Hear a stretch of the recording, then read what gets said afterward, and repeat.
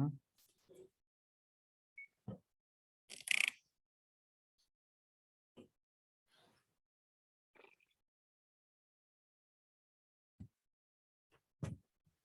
right, we've got KJ Jefferson and Myles Slusher here. Scotty, lead us off, please. Yeah, KJ, you've experienced a lot at Arkansas, even though it's your first year as a starter. What would, getting a win Saturday and becoming bowl eligible mean to you personally? It means a lot because since I've been here, I've never been to a bowl and got the chance to experience what going to a bowl is like, all the fun activities that you do leading up to going to the bowl. So I never experienced that, and it just creating a great atmosphere here for us to strive and go on and run and get bowl eligible. And then outside of Traylon, who's a guy or two you look to have a big impact in the passing game and make some big plays in this, these last 4 games? All of my guys, basically. I mean, Timo, Warren, the tight ends, Kern, Hudson, Trey Knox, the backs, getting out in the backfield, in the flats, controlling the flats, catching the ball out the backfield. So all of my guys, they'll play a big role. Are you confident Warren Thompson will bounce back from, the few drops he had against UAPB? Oh, yes, sir. Most definitely. I mean, that's the main thing, just getting his confidence back up. He's had an extremely great 2 practices that we had. He's caught well, stayed out there, caught some balls, jug machine, all that. So I'm not worried about him just like down himself or nothing like that. Trey.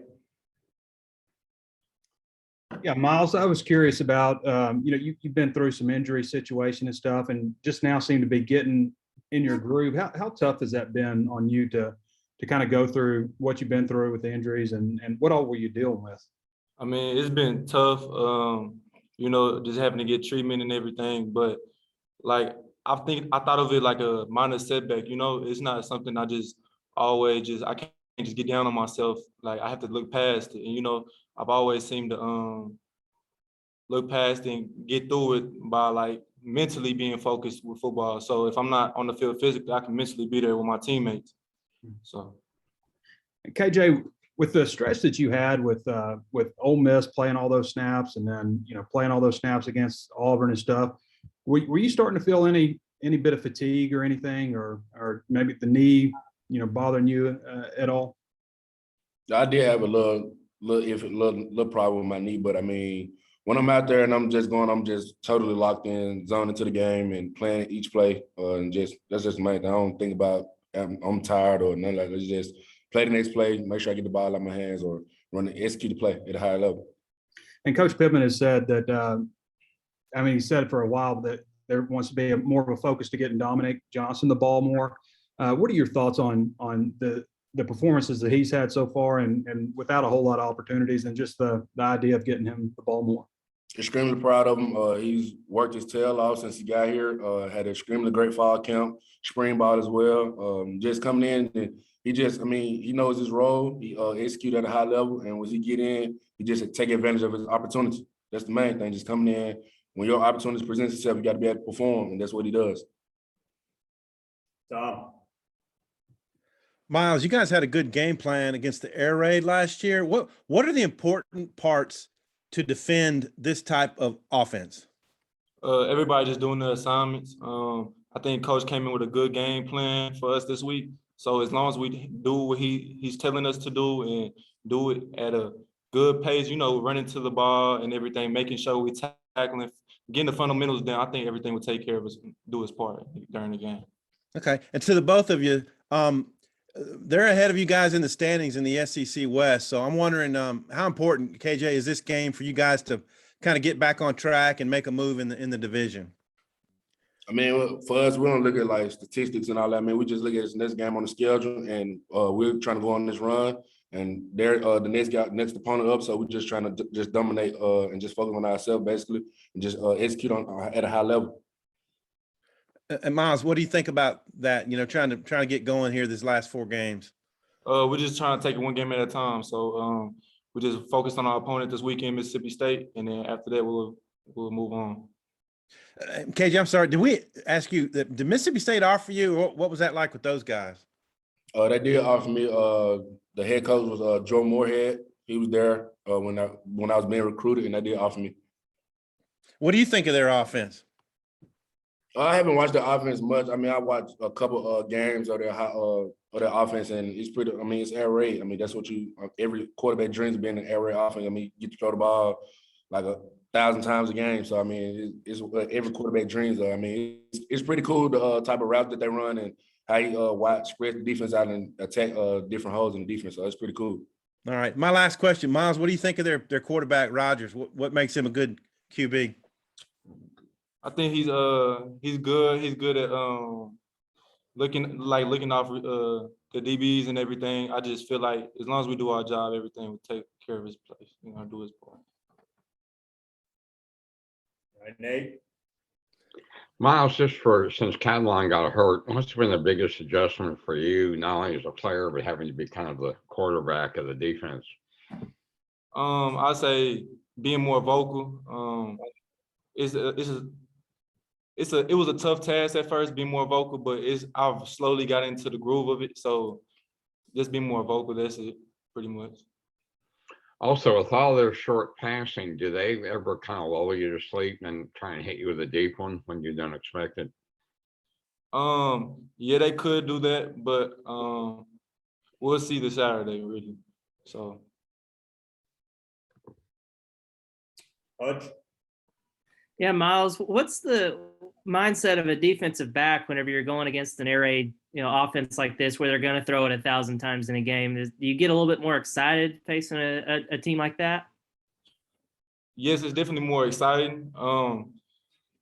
Just making plays. That's all we have to do, is just make plays, but it's definitely exciting knowing the ball is going to be in the air more often than other games. So yes. And how much have you leaned on, Catalan since, maybe since he got hurt, or even before that, learning from him early on in the season? How much has he helped you? He's helped me a lot. He's an older guy. I've always looked to him for guidance whenever I needed help in something on the field. So he's definitely he talks in my ear a lot, just telling me stay focused, don't let it get down on certain plays, So he's been a lot of help. Bob.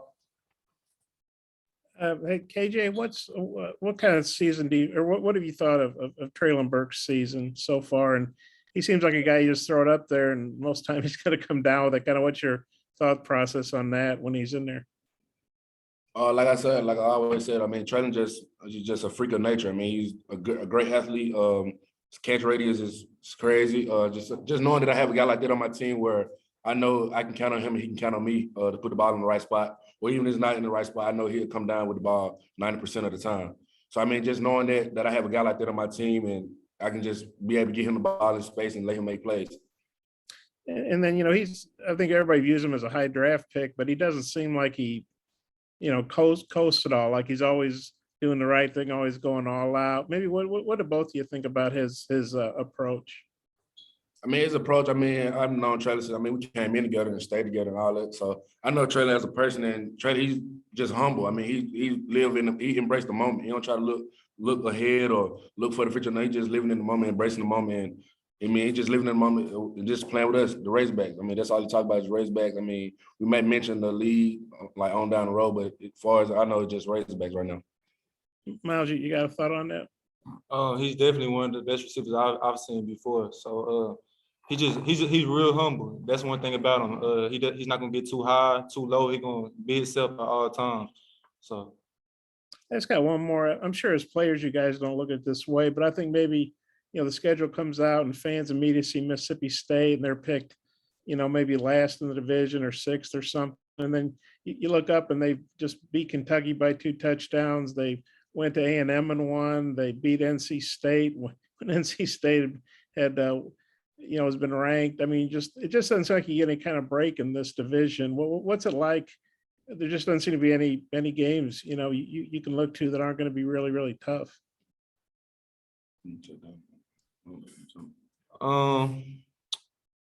My fault. Will you repeat the question again? Yeah, well, like I say, I know you guys as players don't look at it this way, but I think fans and media tend to look at Mississippi State and think, well, they're not Alabama, they're not Auburn, they're not LSU. They'll be a little easier. And yet they just beat Kentucky, a ranked team. They won at A&M, which Alabama couldn't do. They beat NC State when NC State, I think, had beaten Clemson. Just Mhm. it just doesn't seem like you ever get a break in this division. Kind of what's that like? I mean, there's just no gimmies, you know. Yeah, just every game you have to come prepared. I mean, this is the SEC. You can't look past nobody in this conference. So just every game you got to be on top of your on your A game, or like it won't go. The outcome won't come out as you want it to be. But I feel like we're in a good position right now to handle this weekend.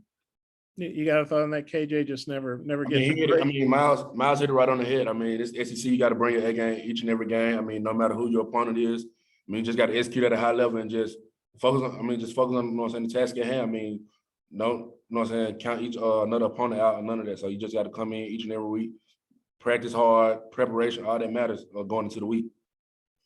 Okay, thanks, guys. Trey, the final question, please. Actually, I had two kind of random ones, but one was for KJ coming in from Mississippi. You are one of only two scholarship players on the roster from Mississippi.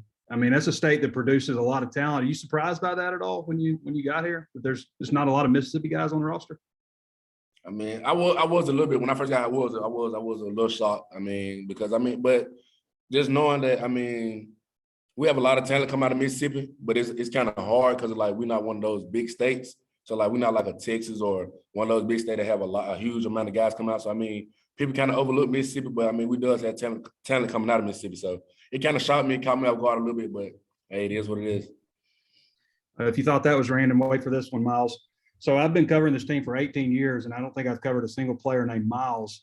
But there's you, and then last year there was Miles Mason, and then there was a safety commit named Miles also. All safeties named Miles. I was wondering, is there somebody 20 years ago named Miles that was real popular? Where did your name come from? My mother named me. I don't know where she got it from though.